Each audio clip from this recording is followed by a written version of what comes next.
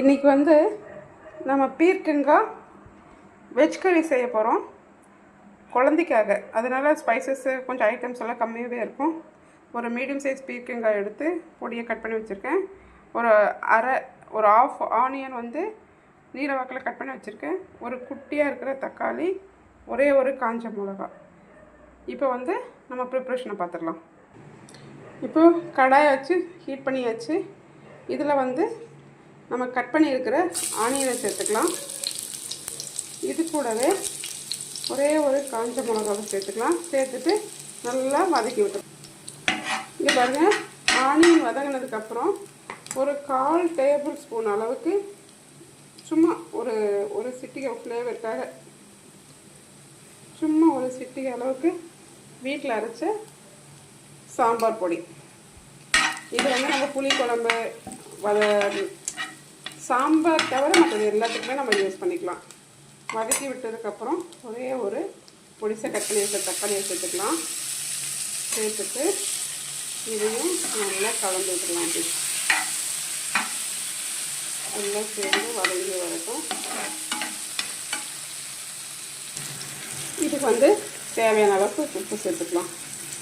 உப்பு கொஞ்சம் சேர்த்த உடனே தக்காளியை நல்லா மசிஞ்சு வந்துடும். சேர்க்குறேன்னா இது நல்லா கொஞ்சம் மசிஞ்சு வரட்டும். ஓரளவுக்கு வதங்கி வச்சுப்போம். நல்லாவே வதங்கி வரட்டும். சால்ட்டு போட்டோன்னு கொஞ்சம் பாயில் ஆகும். இப்போ பாருங்கள், தக்காளி நல்லா மசிஞ்சிருச்சு. இந்த ஸ்டேஜில் நம்ம கட் பண்ணி வச்சுருக்கிற பீர்க்கங்காய் வந்து இதில் கூட சேர்த்துக்கலாம்.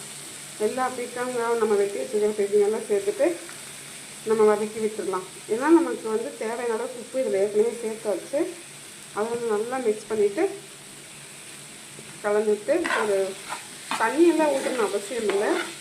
இதுலேயே தண்ணி வரும், அப்படியே பாயில் ஆகிடும். எல்லாம் நல்லா கலந்து விட்டுட்டு ஒரு மூடி போட்டு மூடி விட்டுருங்க.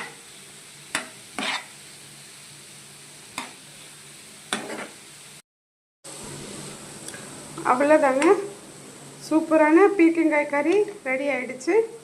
பேபிங்களுக்கு ஈஸியாக கொடுக்கலாம். ஏன்னா மிளகா கிள்ளி போட்டால் காரம் அதிகமாக இருக்கும். காரம் இல்லாமல் சாப்பாட்டோடு பிசைஞ்சு கொடுக்கும்போது நீர் சத்துக்கள் நல்லா சூப்பராக கிடைக்கும். கொஞ்சம் இனிப்பாகவும் இருக்கும் இந்த கறி. குழந்தைங்க நல்லா சாப்பிடுவாங்க. உங்களுக்கு பிடிச்சிருந்தா இதே மெத்தடில் செஞ்சு கொடுங்க. குழந்தைங்க வேண்டான்னு சொல்லாமல் சாப்பிடுவாங்க. தேங்க்யூ.